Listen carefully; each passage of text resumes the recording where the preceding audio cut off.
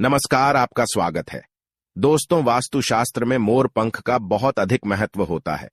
वास्तुशास्त्र के अनुसार मोर पंख का घर में होना बहुत शुभ होता है। यह जिस स्थान पर भी होता है वहां की नकारात्मक ऊर्जा को नष्ट कर देता है। शास्त्रों में मोर पंख को सुख समृद्धि का प्रतीक माना जाता है। यह अत्यंत चमत्कारिक होने के साथ ही घर के वास्तु दोषों को भी कम करने में सहायक है। लेकिन वास्तुशास्त्र में मोर पंख को घर में रखने के नियम बताए गए हैं। मोर पंख घर में रखते समय इन नियमों का पालन अवश्य करना चाहिए, तभी इसका सकारात्मक प्रभाव देखने को मिलता है। वास्तुशास्त्र में मोर पंख को रखने की सही दिशा और स्थान के बारे में बताया गया है। अगर आप अपने घर में मोर पंख को उसके निश्चित स्थान और दिशा में रखते हैं तो यह घर के अंदर की नकारात्मक ऊर्जा को खत्म कर देता है। मोर पंख घर में रखने के बहुत से फायदे हैं, लेकिन धन संपत्ति के आकर्षण के लिए इसका सबसे अधिक उपयोग किया जाता है। अगर आपके घर में पैसे की तंगी है, धन का खर्च अधिक होता है, घर में पैसा नहीं आता है, तो आप अपने घर पर मोर पंख जरूर लेकर आए और उसे सही दिशा में स्थापित करें। यह निश्चित ही आपके धन में वृद्धि करेगा। वास्तुशास्त्र में घर में कितने मोर पंख रखने चाहिए, इसका रहस्य भी बताया है। आइए जान लेते हैं मोर पंख से जुड़े महत्वपूर्ण वास्तु नियम। दोस्तों, सबसे पहले हम जानते हैं मोर पंख के धार्मिक महत्व के बारे में। हमारे प्राचीन शास्त्रों में मोर पंख को इतना महत्व क्यों दिया जाता है? दोस्तों, हमारे प्राचीन पुराणों में मोर पंख को एक चमत्कारिक यंत्र माना गया है। इसका प्रयोग कई प्रकार की तांत्रिक क्रियाओं में भी किया जाता आ रहा है। तंत्र साधनाओं में इसका प्रयोग करके सम्मोहन, शत्रुनाश तथा बुरी शक्तियों को नष्ट किया जाता था। इसके अलावा ज्योतिष विद्या में भी मोर पंख का प्रयोग किया जाता है।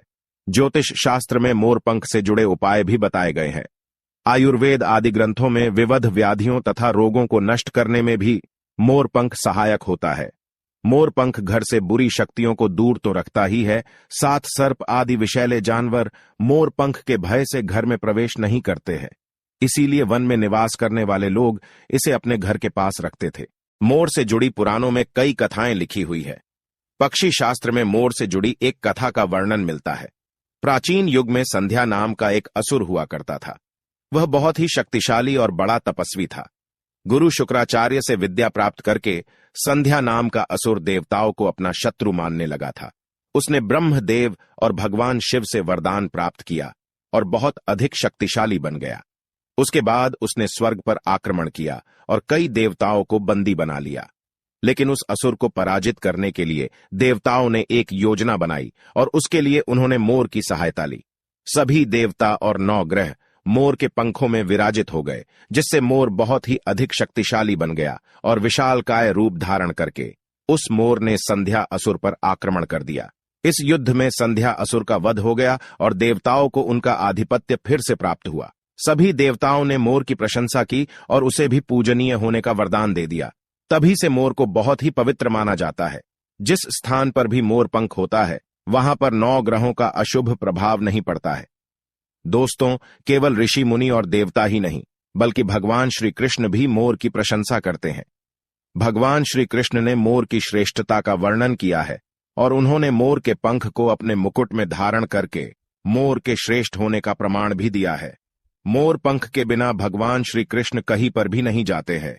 श्री कृष्ण कहते हैं, मोर शांति और प्रेम का प्रतीक है। मोर सुख समृद्धि का भी प्रतीक है। मोर का पंख मनुष्य की हर प्रकार की नकारात्मक शक्ति से रक्षा करता है। दोस्तों, मोर को विविध देवी देवताओं के प्रतीक के रूप में पुराणों में दिखाया गया है। मां लक्ष्मी, देवी सरस्वती, भगवान श्री गणेश, भगवान कार्तिकेय जी, ऐसे अनेक देवी देवताओं का संबंध मोर से जोड़कर दिखाया जाता है। मां लक्ष्मी धन संपत्ति ऐश्वर्य प्रदान करने वाली देवी है। मां लक्ष्मी को मोर पंख अत्यंत प्रिय है। मां लक्ष्मी के पास मोर पंख रखने से माता प्रसन्न होती है। माता सरस्वती का वाहन मोर है, इसीलिए विद्यार्थियों को अपने पास मोर पंख अवश्य रखना चाहिए। यदि आप घर में बांसुरी में मोर पंख डालकर अपने घर में रखते हैं तो इससे परिवार में सुख शांति का वातावरण निर्माण होता है। दोस्तों, हमारा घर एक मंदिर की तरह होता है। अगर इसमें रहने वाले सदस्य रोज आपस में झगड़ा करने लगे तो यह मंदिर कम, युद्ध का मैदान अधिक लगने लगता है। घर में क्लेश और झगड़े होने के कई कारण हो सकते हैं, लेकिन सबसे बड़ा कारण होता है घर में नकारात्मक ऊर्जा का प्रवेश करना। लेकिन हमारे घर में यह नकारात्मक ऊर्जा आखिर कहां से प्रवेश करती है और इस नकारात्मक ऊर्जा को दूर करने के लिए कौन से उपाय करने चाहिए?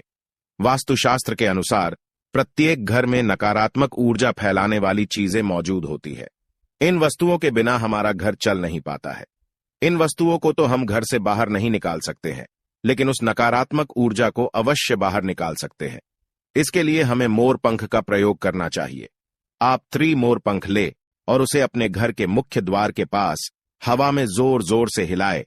इससे आपके घर के अंदर की नकारात्मक ऊर्जा आपके घर से बाहर चली जाएगी। अगर आप रोज सुबह ऐसा करते हैं तो आपके घर के अंदर की संपूर्ण नकारात्मक ऊर्जा धीरे धीरे समाप्त हो जाएगी और आपके घर में सकारात्मक वातावरण का निर्माण होगा। इसी बात को ध्यान रखते हुए आज हम आपको बताएंगे कि घर में वो कौन सी 3 जगह है जहां पर आपको मोर पंख जरूर रखना चाहिए, और इन जगहों पर अगर आप मोर पंख रख देते हैं तो आपके घर में भी सबसे अधिक सकारात्मक ऊर्जा बनी रहेंगी। सबसे पहली बात, घर से नकारात्मक ऊर्जा को दूर करने के लिए अगर घर में नकारात्मक ऊर्जा है और परिवार के सदस्यों की तरक्की में अड़चने निर्माण हो रही है तो आप अपने मुख्य द्वार के ऊपर गणेश जी की प्रतिमा रखें और प्रतिमा की दोनों ओर मोर पंख अवश्य रखें। इससे आपके घर में किसी भी प्रकार की नकारात्मक ऊर्जा प्रवेश नहीं कर पाएगी। यदि आपका मुख्य द्वार वास्तुशास्त्र के नियमों के विरुद्ध है तो आप मुख्य द्वार पर मोर पंख अवश्य रखें। इससे वास्तु दोष समाप्त हो जाएंगे। दूसरी बात, ग्रहों के दुष्प्रभाव से बचने के लिए अगर घर के सदस्यों पर ग्रहों का दुष्प्रभाव है अथवा ग्रहों की स्थिति खराब चल रही है तो मोर पंख ले और उस पर गंगा जल अथवा शुद्ध जल का छिड़काव करे। फिर इसे ऐसे स्थान पर रख दे जहां पर यह किसी को दिखाई न दे। इससे गृह शांत होने में मदद मिलती है। तीसरी बात, बुरी नजर से बचने के लिए अगर घर के किसी सदस्य अथवा बालक को बुरी नजर लगी है या उस पर किसी की बुरी नजर का प्रभाव पड़ा है तो सोते समय उस व्यक्ति के तकिए के नीचे मोर पंख रखे और दूसरे दिन इसे किसी बहते जल में अथवा कुएं में डाल दे। इससे बुरी नजर उतर जाती है। चौथी बात, पढ़ाई में मन नहीं लगता है। अगर घर के विद्यार्थियों का पढ़ाई में मन नहीं लगता है, उनकी याददाश्त कमजोर है, पढ़ाई करते समय बार बार नींद आती है, तो विद्यार्थियों को मां सरस्वती के सामने मोर पंख रखकर दूसरे दिन उस मोर पंख को अपनी किताबों में रखना चाहिए। इससे विद्यार्थियों में एकाग्रता बढ़ेगी और मां सरस्वती की कृपा बनी रहेगी। 5वां उपाय, दुष्ट शत्रुओं से छुटकारा पाने के लिए अगर कोई शत्रु जानबूझकर आपको परेशान कर रहा है और बार बार आपको नुकसान पहुंचाने का प्रयास करता है तो मंगलवार के दिन हनुमान जी की मस्तक का सिंदूर मोर पंख पर लगाए और सुबह के समय बिना नहाए ही इसे बहते हुए जल प्रवाह में अथवा कुएं में डाल दे। इससे शत्रुओं से छुटकारा मिलता है। छठी बात, मन वांछित फल प्राप्ति के लिए अगर मन की कोई इच्छा अधूरी है, कई दिनों तक कोशिश करने के पश्चात भी मन वांछित फल प्राप्त नहीं होता है, कार्यों में बार बार रुकावट आ रही है, तो आप राधा कृष्ण के मंदिर में जाकर भगवान श्री कृष्ण को मोर पंख चढ़ाए अथवा घर में ही श्री कृष्ण की मूर्ति पर मोर पंख लगाए और अपनी इच्छा उनके सामने प्रकट करे। 7वीं बात, अगर पति पत्नी के बीच तनाव हो, अगर घर के अंदर क्लेश है, पति पत्नी के बीच बार बार झगड़े होते हैं, आपसी प्रेम कम होने लगा है, तो उनके बेडरूम में दक्षिण पूर्व की दिशा में मोर पंख रख देना चाहिए। इससे दोनों के बीच में प्रेम बढ़ेगा और आपसी मनमुटाव कम होगा। 8वां उपाय, धन में वृद्धि के लिए अगर धन की कमी है, अचानक धन खर्च हो जाता है, तो घर में तिजोरी अवश्य बनाएं।